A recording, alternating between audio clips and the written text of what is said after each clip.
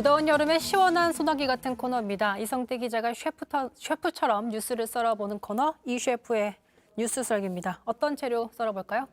네, 준비한 영상 보고 오늘도 역시 시작해보겠습니다. 제가 음주운전을 했다는 사실을 부정하지 않을 수가 없지 않지 않습니다.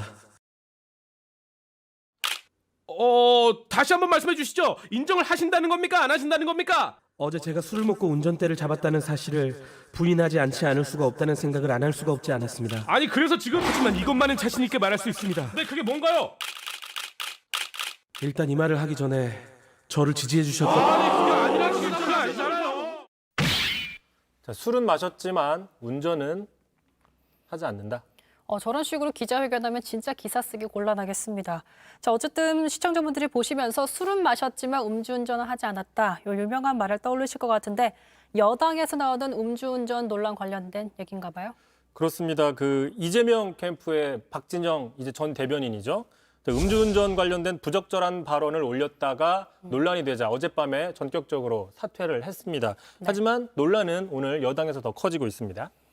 자, 음주운전 전과가 있는 이 지사를 온거하려고 글을 쓴 게 아니냐 이렇게 알려지고 있는데 읽어보면 납득이 안 되는 주장 같습니다. 그렇습니다. 일단 지난달이었죠. 정세균 전 총리가 그 음주운전 경력자 같은 경우에는 모든 선출직에 출마하지 못하게 해야 된다. 좀 강한 주장을 했더니 이에 대해서 좀 반박을 하는 얘기를 하면서 문제의 주장을 한 거예요.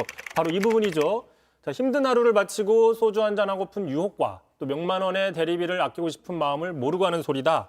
뭐 가난이 죄라고 느낄 수 있다라고 해서 논란이 되고 있는 건데 지금 음주운전하고 가난하고는 아무 관계가 없는 거잖아요. 네. 가난하면 음주운전을 해도 되느냐? 절대 안 되는 거죠. 맞습니다. 그리고 만약에 뭐 소주 한 잔 사 먹을 돈이 있는데 왜 대리비를 못 내냐? 대리비가 아까우면 소주를 사 먹으면 안 되는 거죠. 그러니까 여러 가지로 좀 황당하다는 반응, 뭐 경찰이 단속을 했으면 저 가난해요라고 할 수도 없는 거고요. 맞아요. 상당히 지금 황당한 반응들이 나오고 있는 거죠.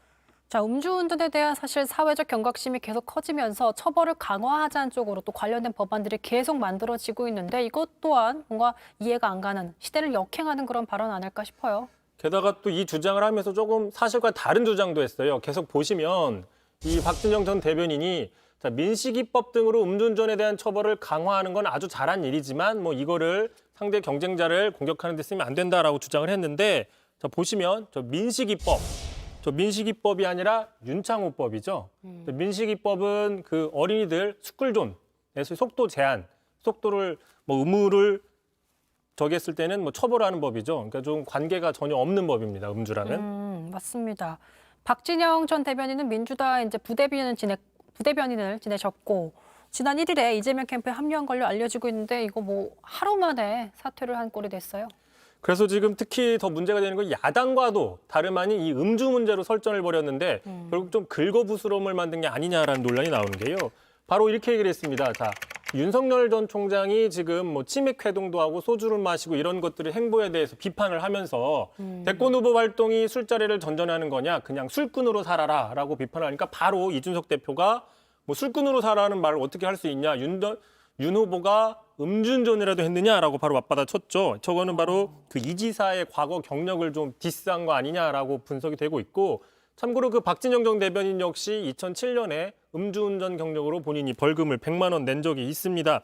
그러니까 결국에 다른 거는 몰라도 음주운전 전력이 있는 사람이 다른 사람한테 음주에 대해서 얘기하는 거 이게 과연 좀 적절한 위치에 있는 거냐라는 비판이 나오는 거고요.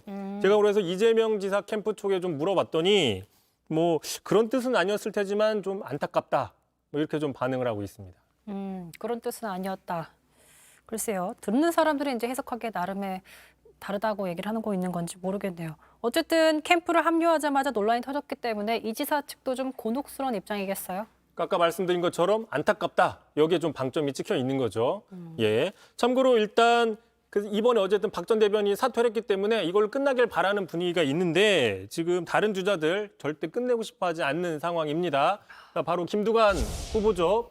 자, 불필요한 음주운전 발언이 발단이 돼서 전 국민적 관심이 됐다. 이참에 상당수 의혹들, 특히 재범이 아니냐. 그러니까 이 지사가 한 번 더 저걸 한 거 아니냐. 뭐 이런 얘기들을 있는데 그런 의혹을 공개를 해보자 이런 얘기를 했고요. 또 100만 원 이하의 모든 범죄 기록 공개를 이번에 요구를 했습니다. 정세균 전 총리도 여기에 동의를 했고요. 참고로 현재 공직선거법에 따르면 100만 원 이상의 그 전력만 공개를 하게 돼 있으니 뭐 다 자체적으로 공개를 하자 이렇게 주장을 한 거죠.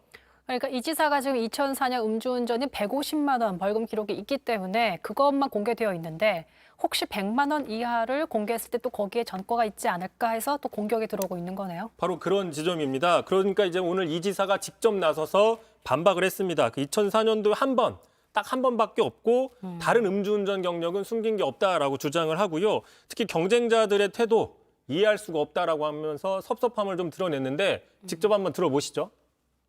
이미 아주 오래전부터 그 전과의 벌금 액수와 상관없이 모든 전과를 공천 심사할 때 제출하고 있습니다. 당내 후보들께서 뭐 그 말씀을 하고 싶으셨을 텐데 이재명의 과거를 한번 더 지적하고 싶으셨을 텐데 차라리 그 말씀을 하시면 좋았을 것 같고 그 전과 기록 공개하더라도 이미 당에 다 제출돼 있습니다.